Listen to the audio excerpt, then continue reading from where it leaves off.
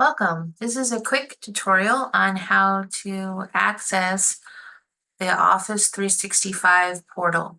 So you'll begin by going to Broward's homepage, which is broward.edu. And from here, you'll log in to the one login. It's on the top right side of the page. You'll log in with your BC credentials, the way that you would log into D2L normally. This is where you will find D2L. It's also where you'll find the Office 365.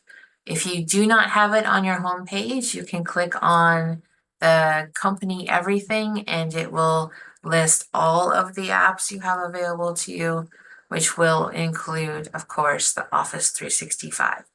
So once you have selected that, you'll just wait a moment and you'll be able to install it into any device that you have so that you can use it offline as well as on. And as you see, it includes all of the Office suite. So you have your Word, you have your PowerPoint, you've got your Excel, and all the other fun new things. So install, download it, have it offline, and good luck.